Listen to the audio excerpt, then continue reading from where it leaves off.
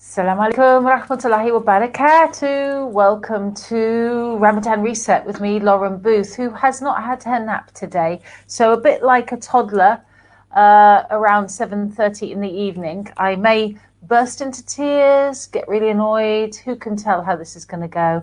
Hopefully I'll just make some dhikr and we'll all be fine.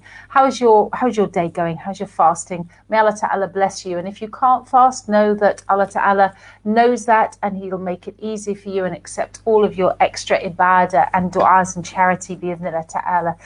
So I'm really happy to welcome back my next guest. It's Nicole Queen, mashallah tabarakallah.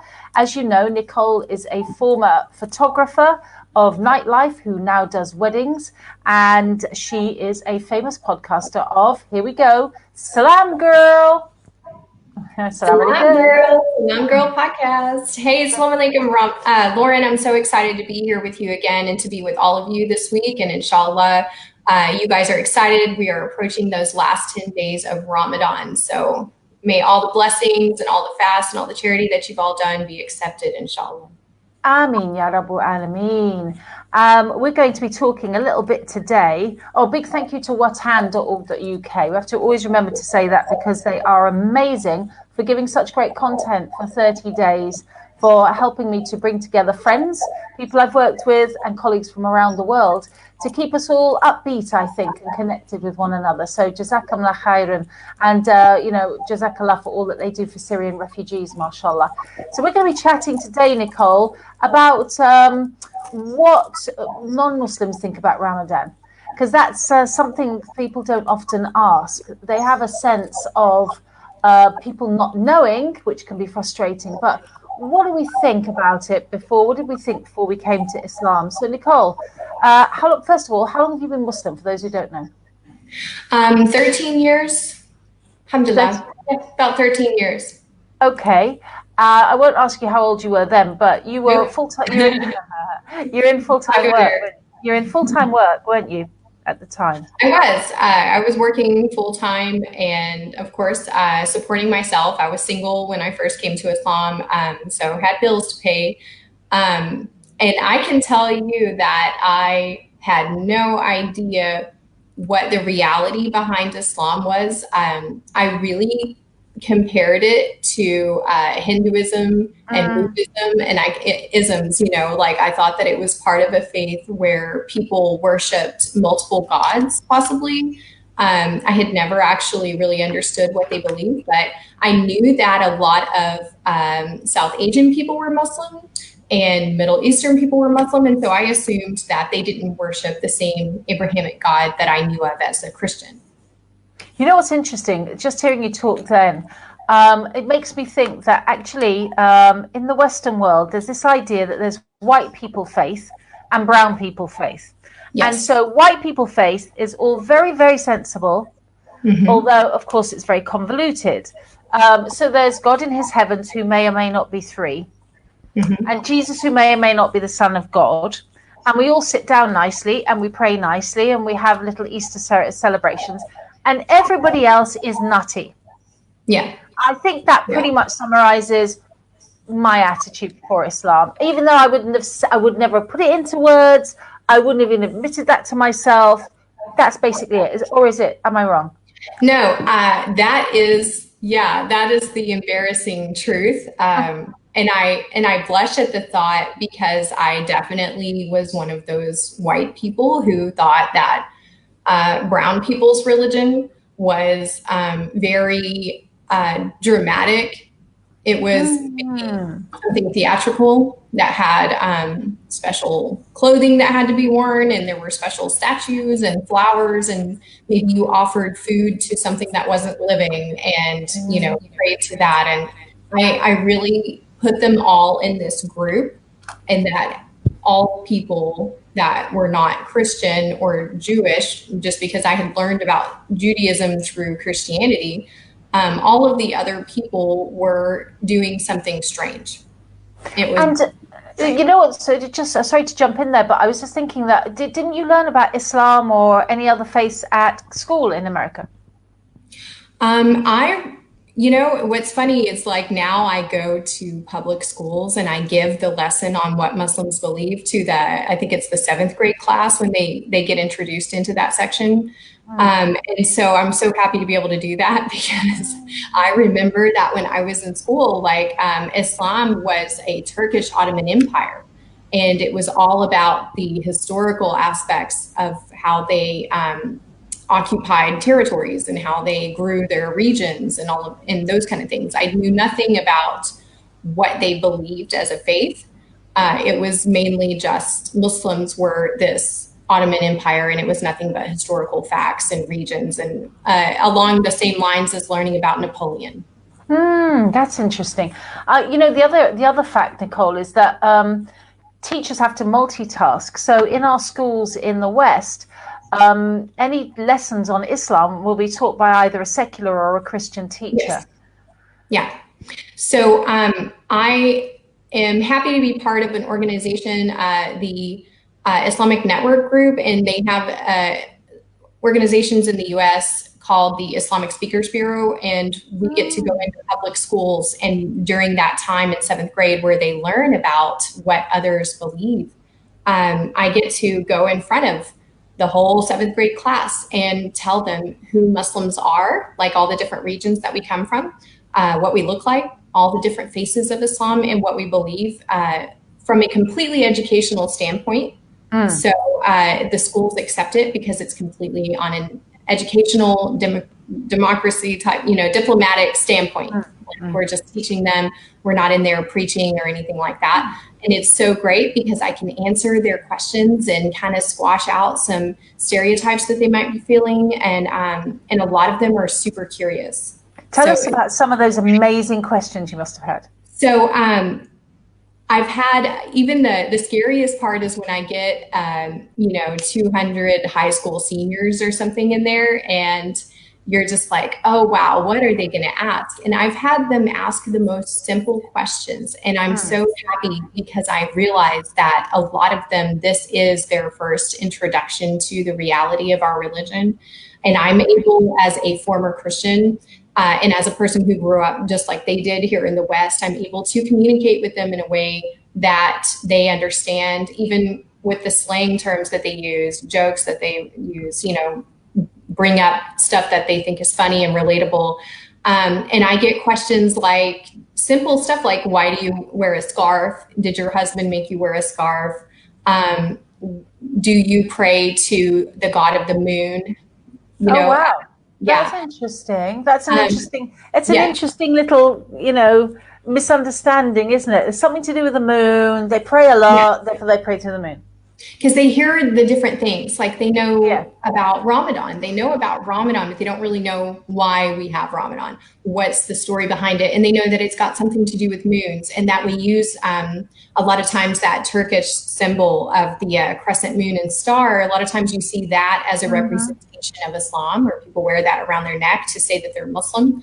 And so they get that confused, and they think that that is a symbol of the moon god, And so so there's so many ways that starting at a young age that we can kind of change their perspective, by listening to a happy Muslim who's up there, like happy to be there and happy to be wearing hijab and all of that. It really changes their perspective on everything. And the fact that also that it's a woman that's telling them these things, because a lot of their questions have to do with a patriarchal society and how women are represented in Islam. And so I'm really happy that I get to be up there doing that. That, of course, is slowed down a lot, but inshallah, when everything gets picked back up, we'll be picking that back up, especially here in Dallas. Charlotte, don't you kind of wish that the parents were in the room as well? You do. And some parents, I think, were skeptical about it. But I think that there's been a lot of protests actually in the States, right? Yeah. They, and that's what's awesome about the organization, is that they are so careful to cross their T's and dot their I's and make sure that everything that we do is in line with the educational system in the US, and that it's in line with what the teachers are teaching them, and that we are really just dropping some information down about what we believe. So if I've had a student come up and say, I'm interested in the Quran, do you have one that I could take? And the Muslim inside me, the convert inside me wants to be like, yes, do you want to meet for coffee? And I can kind of show you it and give you one and all of that kind of stuff. But I can't. As a representative in their schools, like I have to just say, you can ask your teacher about that. Maybe she can help you find that. Like I can't leave a Quran. I can't leave anything. I just have to leave information with them. Can you even give them a website, like the website for who you work with? That would make sense. Yeah, you can give them the website for the organization. Yeah. But you can't give them like whyislam.com or anything like that. You have to really just kind of wear white gloves and that kind of thing. But we're thankful that we even get to do that. We do it in churches too, because a lot of the churches are preaching against Islam, and they preach a lot of Islamophobia rhetoric in their services. I don't know why. A lot of madness. Oh my gosh. If anybody out there, if you haven't been on some of these evangelical websites, the stuff they say is insane. Cuckoo. Absolutely Totally not. cuckoo. It's cuckoo. Yeah. I mean, and they say it like, and they eat their children when they reach 4 years old. And they're like, oh my God. I mean, everything. They'll say everything. Wow. Yeah. And it's amazing that people just go, wow, those Muslims. And they all think we're crazy. Yeah, they definitely get people riled up. And I almost feel like they should focus on building the confidence of who they are as Christians, and to really get to know their book in a better way, in a more pure way, to follow their religion in its pure form, instead of just kind of updating everything to be easier for them to follow. I wish they would focus more on that, instead of maybe they try to make our religion look crazy and cuckoo, so that they feel like, well, what we're doing is the validated. You are right. You know what? You just brought back a memory to me that, you kind of, a lot of our past, Nicole and I, we won't speak about it in public necessarily, but we both have similar times when it's like, a section of your life is astaghfirullah. Basically from 6 p.m. to 6 a.m. for about 20 years is astaghfirullah. Yeah. And that's a lot of hours, right, that you have to black out. But when you were saying that about this idea of other groups making, seeing people slip from belief in their way, right? So they make it easier. Right? Yeah. Let's make it easier. Just do anything. Have a band in the church. And for a little while, there might be more people coming into the church. But then the band isn't quite funky enough, so they go to the pub next door. So, you have these socials. So it becomes about the socials. And then, God isn't such fashionable words. So you don't mention God in the church. That's what I found in the churches in the UK I was going to. They'd speak about Jesus, but not about God. God, this overriding figure who tells you sin. Not so much. Not so popular, right? Yeah. I think that all religions struggle in a sense to gather members together and to make them feel strong as one, as unity. And we do that in our faith with our young people. Like, we struggle to keep them involved. We struggle to keep them focused on their faith, and to keep them away from peer pressures and from the society's pressure in the West, that you need to be cool, you need to fit in, you need to be like Drake, instead of you need to be like the Prophet Muhammad. So I think that—that's a big struggle that all faiths have. And, we're all, God help us all to know him, whichever path you've chosen to live your life for God, whatever path that is, whatever you were born into. Maybe you just don't know about other paths, whatever you were born into. Like, God help us all to know that he is real and that he is the truth, whether you're Jewish or Christian or Muslim. Like, God help you just to be on your path, and whatever organization you follow, if you feel like they are bad mouthing or blaspheming other religions, these other religions are worshiping God. So when they do that, they're bad mouthing and blaspheming God. And you have to know that that's wrong, and in all aspects. And so, I beseech you to seek out a different place to worship. You don't have to stay there if they make you feel like that. And if it's and again, if it's based on fear, so I guess Fear mongering, yeah. And fear. they do that because it's exciting and it makes people feel shaken in their seats, that there's these terrorists out there and they're your neighbors, and a lot of that got amped up, in the past 4 years. Interesting. Yeah, interesting.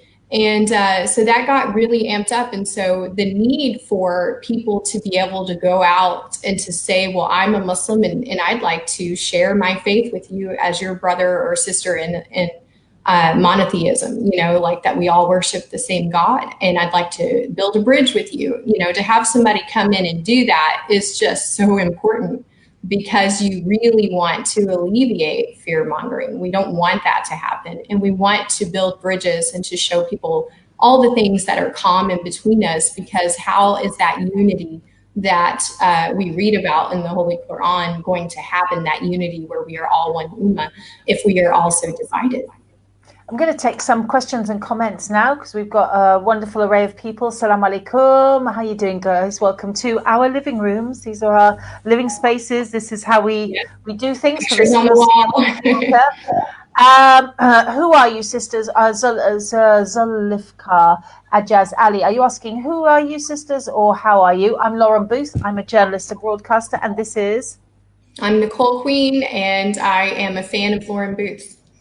Yeah, astaghfirullah. That's cheeky. How come you get your cheeky one? I'm going to fangirl back. So, so you're looking at a podcaster and a wonderful photographer as well, and somebody who espouses Islam and educates people, mashallah.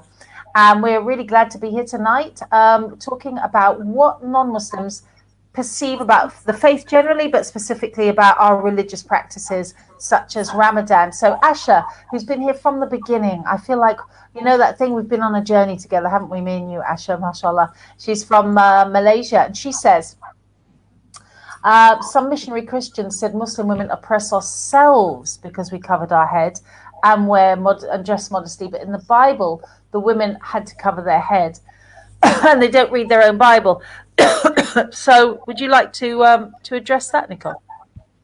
I can definitely attest to a time where I visited a Catholic church on a regular basis, just kind of, looking around what I believed. And the women who went into the Catholic churches to offer their prayers would wear veils.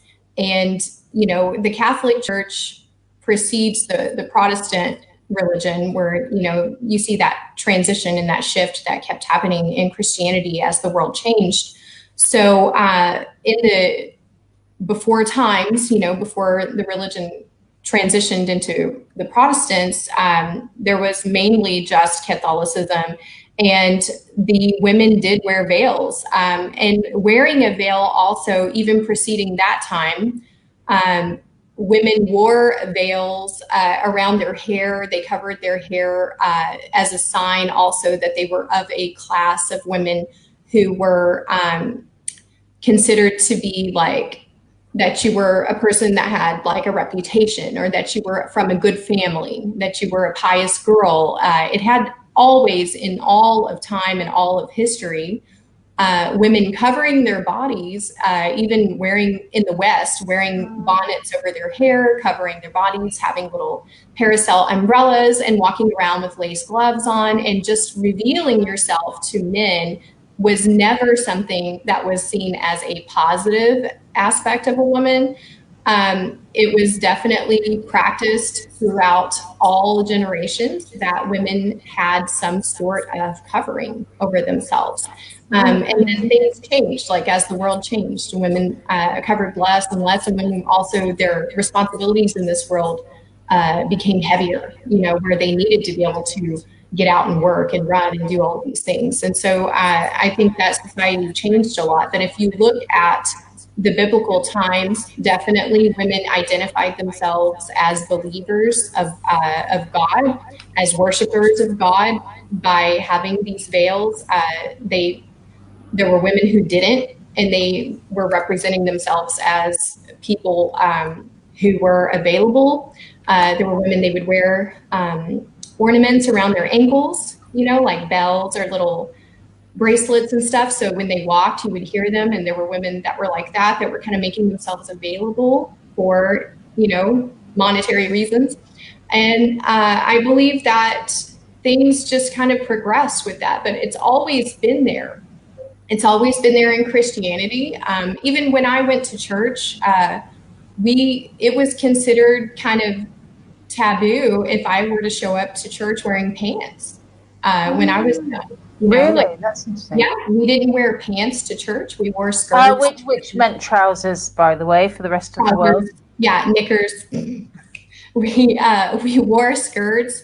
If we went to the church camp, we had to wear only skirts and dresses and shorts, maybe that went over your knee that looked like skirts. And, there's always been modesty that has been promoted in Christianity. And so when they say like, oh, you putting that scarf on is what's causing you to be oppressed, that's just showing maybe an out of touch with their own past or their own history that they have, that they've really become so modernized or, assimilated into the society today that they've lost touch with kind of that beauty that was in their own history and their own religion.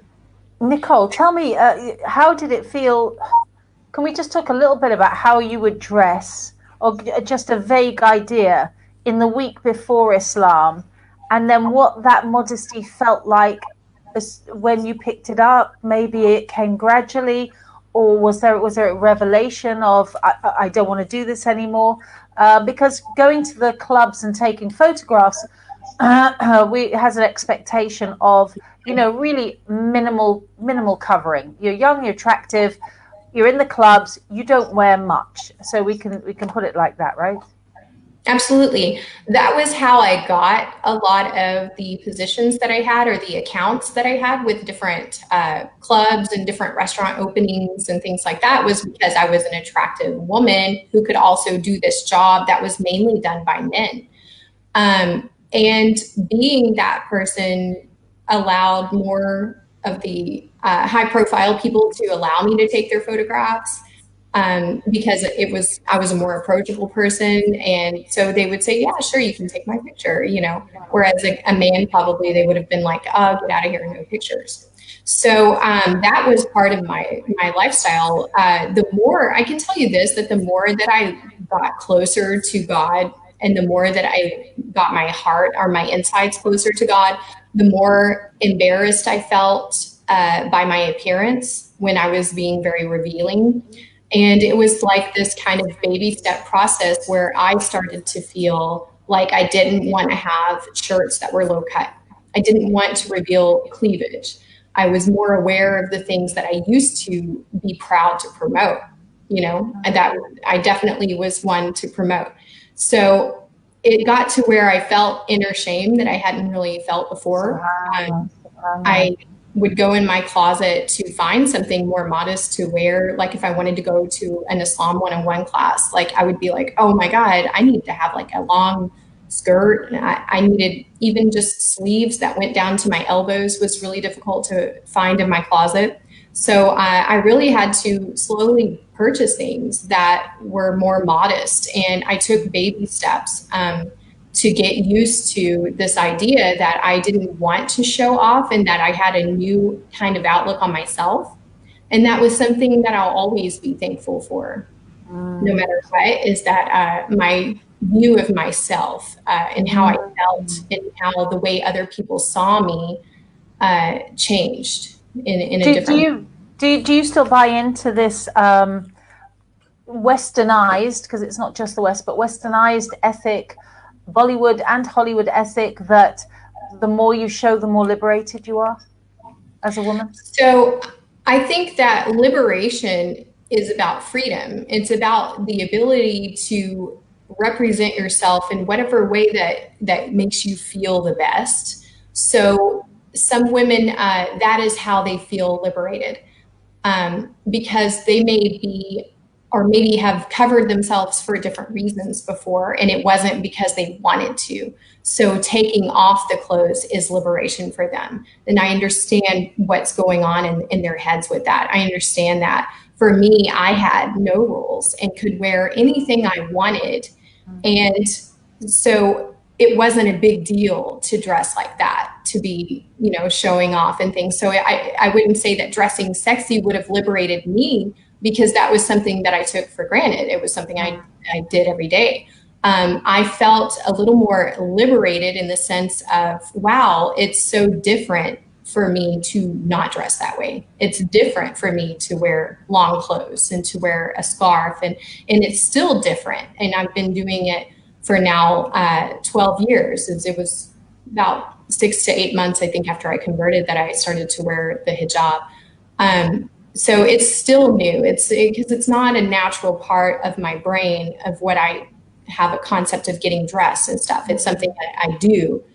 And I used it almost in a tool, because I was vain in a sense. I was very self-reliant on how I looked to the world. And that was how I had moved ahead in my life. I had lived on my own for so long. That was how I moved ahead. Wow. So to give myself a whole new idea of worth, or what I needed to do to get ahead in life, and that it wasn't about how I presented myself as an attractive person, that was new, that was exciting, and that was liberating, to learn how to represent myself in a completely different way. And it was very exciting.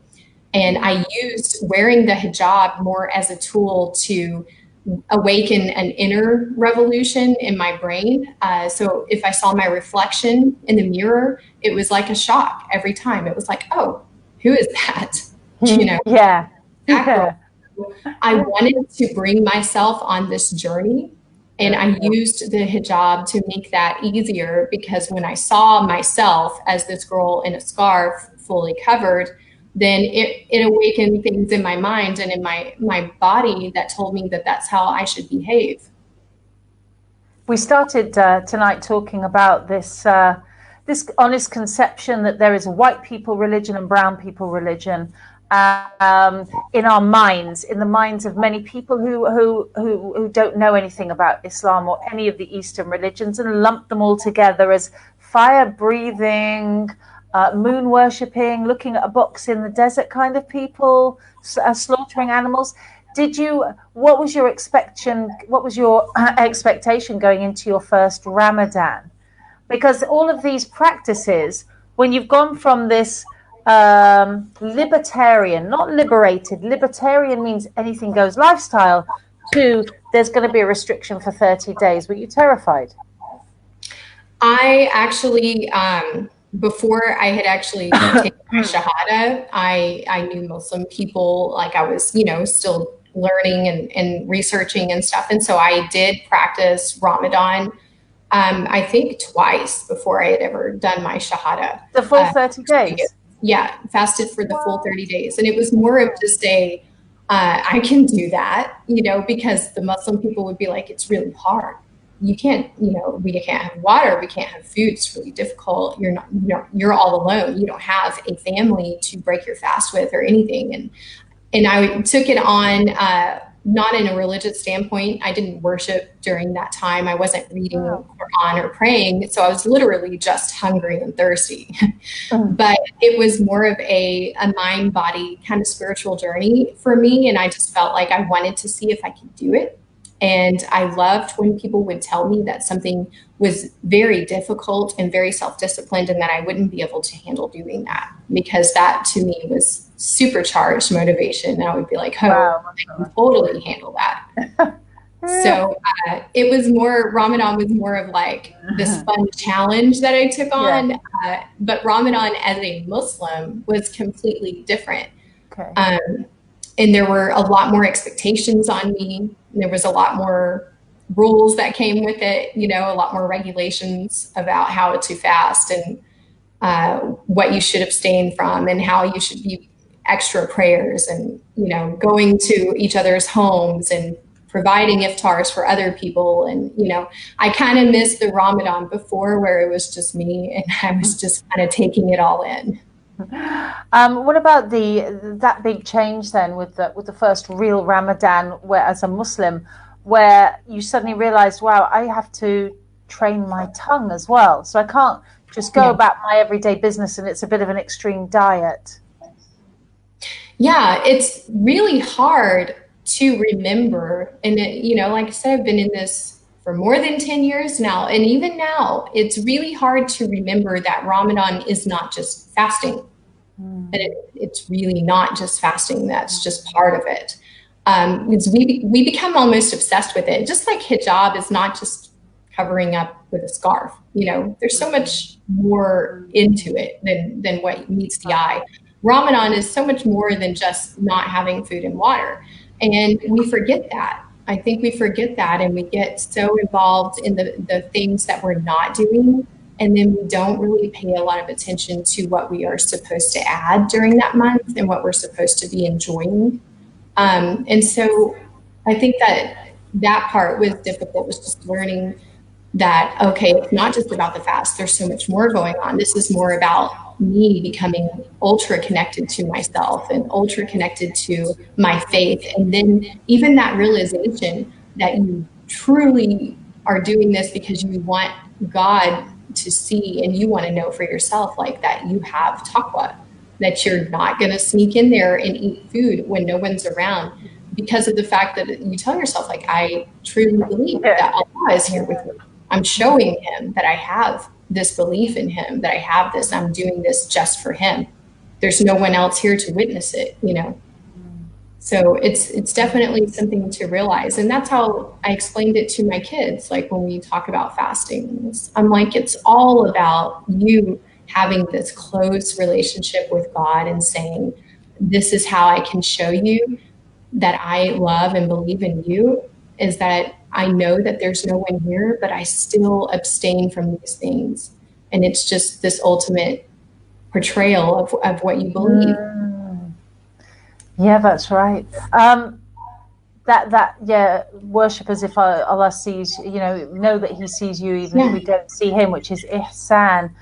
I was just thinking then about from outside, from a secular kind of religious base, like America, secularized people and Christians who do practice their faith in some states, in other places they don't, individuals, but a creeping secularized idea of Allah, a secularized idea of God, I think, sneaking into the churches. Because this is a version of God who doesn't ask anything from you and doesn't contact you. This is a version of God who's got your phone number and never calls. All right? I know where you are. You know where I am. We'll get round to it one day. Yeah. And so this idea of being called to account, number one, you have to stop or you're going to be punished. It's very, very unfashionable to have a God and to speak about him, and he is the one who's going to exact vengeance, right? People can't cope with that. They don't want to know.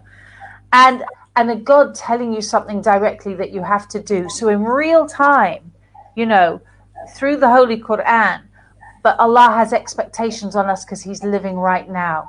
I think those two things are the struggle, Nicole. Absolutely. Absolutely. And I don't understand.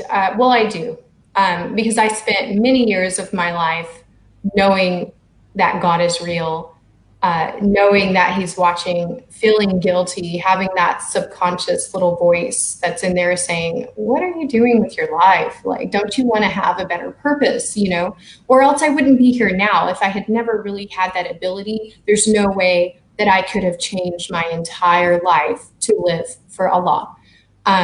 So this idea that God needs to fit into our lifestyle instead of our lifestyle needs to be surrounded around him, that is kind of the new norm in the US, for sure, or in the West, period, in all of the West, period.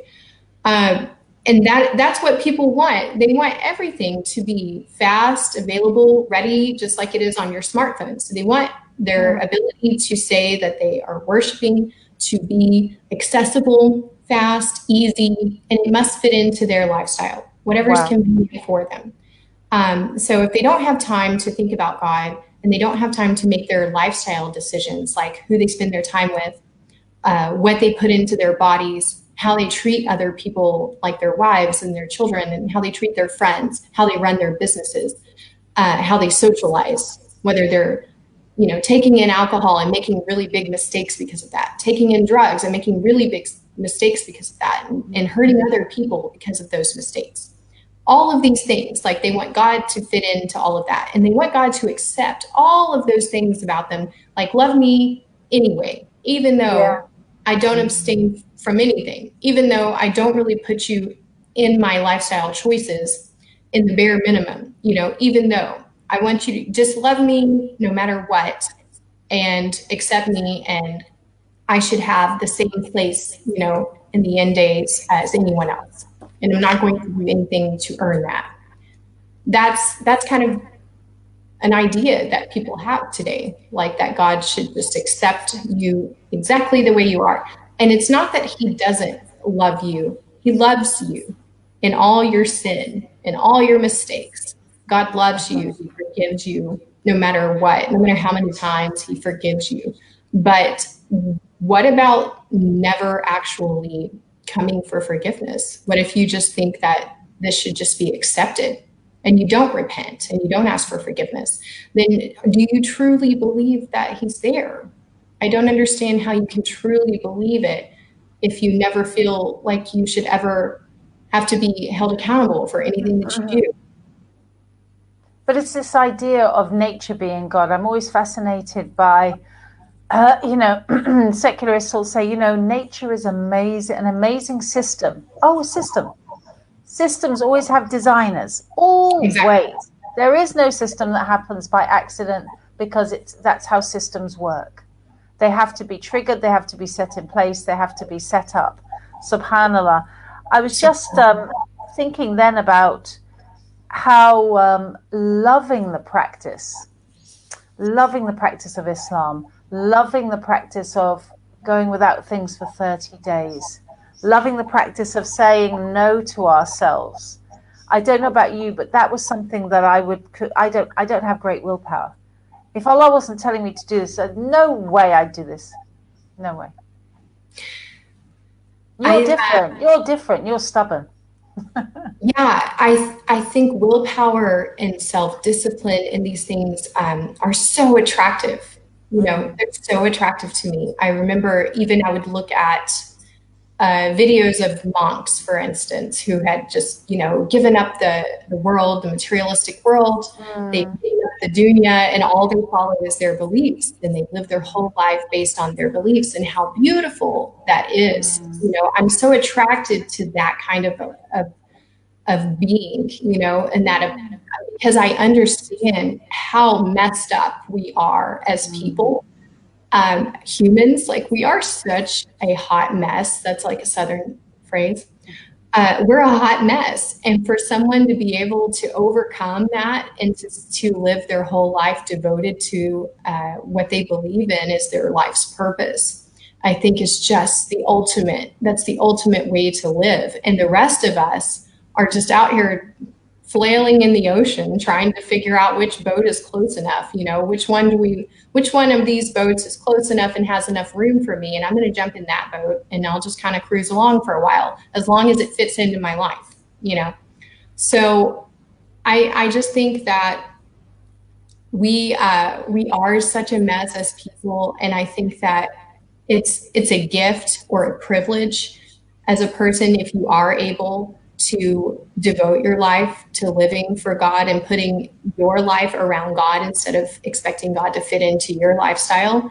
I think it's a privilege. I think a lot of people don't live in a capability where they are able to do that, or they don't have the mental capacity to just let go and to say, I let go and I give myself to you, God. That's something even that Christians used to preach. They used to, when I went to church, at the end of the church, they would say, all who are sinners, come home, come down and offer yourself in prayer and tell God that you're ready to come home. And what they mean is that you're ready to give up this world, that you're ready to expose all of the sins that you've done in your life, and that you're ready to devote yourself to just living for Him. And so it's a beautiful thing to love God in whatever path you've chosen.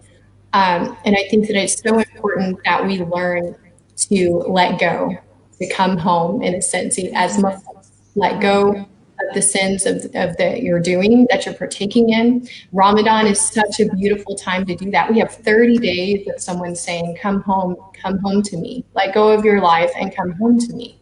Give up the sin that you're doing. Let go of it. You have this time to do that.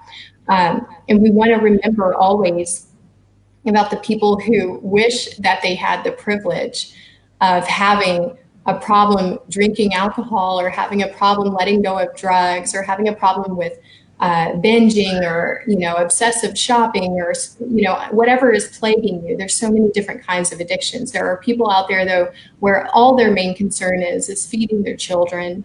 Their only main concern is having something to wear that covers their body, that isn't covered in filth and disgust, and people who want to patch up that hole that's in their roof so they can sleep dry through the night. There are so many people where we are so plagued by having too much. We have too much money, we have too much freedom and too much power. And there are others on the opposite end who have nothing at all. And we have to sit here every year and convince each other to help them. We have to every year sit here and make videos and do talks and say, please, could you feed someone who doesn't have food? Like, let's just do it. Let's just do it. Just give, buy the food baskets. Don't make people have to choke you to do it. Just feed people who don't even have the privilege of suffering the way that you suffer with your issues, with your obsessions. They wish that was their problem. We have to, and this is the time every year that we do that. Mashallah, that is a huge topic. And I think, when we meet next, we will discuss that, about the luxury of having anxiety issues, right? Yes. Which should already tell us that we're okay. We're mostly okay. The fact that we can have those, first world problems. May Allah Ta'ala forgive us and bless you, Sister Nicole. A quick shout out to some people from around the world you might want to say hi to. We've got Botax, Assalamu alaikum, sister, watching from the Philippines. We've got Salik, Assalamu alaikum. I'm just looking if there's any questions that you wanted to ask, but lots of nice comments about may Allah accept our fasting. And Jill says, really enjoying and beneficial. Thank you. And Ilhan, salam alaikum from Turkey. So really wonderful to see you all around the world. And a big reminder, as Sister Nicole just said, don't wait to be asked in this month, or ever really as Muslims, but in this month. The minute you see something, run to the good deed, subhanAllah. That's how I remind myself. It's like, wow, the Sahaba radiallahu anhum, if somebody knocked on their door, they'd almost drag them in going, how can I help you? Yes. Because they know that Allah Ta'ala had sent that person and chosen them at that door. And I spent 30 years of my life not being the person that anybody would come through for anything. Not because I was nasty, but it's just, well, she's not the person to go to. She's into herself. And that is a very, very painful thing to look back on. And what's beautiful is to then see people around who are, we all know in our communities, the person who everybody goes to, that person is the generous person. And then may we all be that person before Allah Ta'ala. So there are some amazing boxes, hygiene kits, food kits and water that need to go to Syrian refugees right now. You can follow any of the links in the stream. You can go to my Just Giving page, alhamdulillah, and they're going to send enough for 4 weeks for Syrian families for £60. And the hygiene kits are things like adult nappies, because if you're ill in a refugee camp, imagine not having those sanitary pads and things for women. Come on. We can't even imagine the embarrassment and humiliation on top of hunger. So let's be super generous for the sake of Allah. Let's praise Allah as he deserves to be praised, inshallah. And what I like to do at the end, we've got 1 minute left. Sister Nicole, would you like to make a nice little finishing dua, please? Well, of course, it's going to be in English, so I apologize to everyone for that. But I really do want to ask for all of us, I want to ask Allah to, of course, accept all of our fasts, accept the fasts of all of our families, accept the half fast of our children who are just happy to be a part of it. And may Allah bless all of you who are struggling in the West to raise your children to be proud of the faith that we're in. All of you who are new Muslims, may Allah subhanahu wa ta'ala bless all of you who are fasting in your rooms, sneaking out, after dinner's already been served, lying to your family, saying your stomach hurts and you're going to eat later. All of you who are hiding what you're doing, may Allah subhanahu wa ta'ala make it easy for you, and may He open the door for you to be public about your faith. Speaking of things that we take for granted, just imagine all the Muslims out there who are hiding, praying in their closets, who are wearing scarves when they go out and then taking it off because they don't want anyone to know that they've decided that they want to do this. Appreciate what you have, appreciate the freedom to worship the faith that you want, appreciate the fact that you have a family who supports you as a Muslim, and pray for the ones who don't, to make it easy for them. May Allah subhanahu wa ta'ala make it easy for those who have lost loved ones because of the COVID virus. May He make it easy for those who did not make it to Ramadan this year, for their families. And may you all give in that sense, give for your families that you have lost, give for loved ones who have been lost to this virus, and give for neighbors who have suffered a loss. Maybe they're not even Muslim, give on their behalf, pray for them. To have peace, pray for them to live their life for Allah subhanahu wa ta'ala. We ask Allah to open the door for all those to come home to Him, to come home and to give up anything that they want to give up. Any struggles that you're having right now, any of those trials and tribulations that you're facing that nobody even knows about. You look like super mom. You look like the best Muslim in the neighborhood. You're volunteering and you're doing all these things, but you have an inner turmoil. Maybe you have an abusive situation at home. Maybe your son is running out the door and you don't know where he's going. You never know what you're facing in your home, but Allah knows. He knows what you're facing. And we ask Allah subhanahu wa ta'ala to bless all of those families who are dealing with these situations, to make it easy for all of us. And to accept all of us in the positions that we're in, and to increase what we're able to give, increase our worship, increase the prayers. If you're only praying 2 prayers a day, this is your year to increase it to 3, increase it to 4. This is your year to learn a new surah. If you're a new Muslim, this is your year to add to that. And this is your year to add to your life by giving. If all of you, inshallah, if all of you give one basket, imagine, how many people are watching if each person gave one basket. Imagine the amazing people, amazing mouths you're going to feed, and all the children's happy faces that you're going to see, inshallah. And we ask Allah to bless all of us in His name, subhanahu wa ta'ala. Ameen, Ya Rabbal Alameen. Thank you so much, Sister Nicole, and all Thumma Ameen on you and your family. Blessings upon you, and all the joy and all the blessings, and Allah keep you, sis. Okay, and we'll see you again, inshallah ta'ala. Allah bless all of us. Bless you out there. May He accept all of our du'as. And that's it for today. Another special show tomorrow, inshallah ta'ala. Assalamu alaikum wa rahmatullahi wa barakatuh. Thank you, sis. Thanks.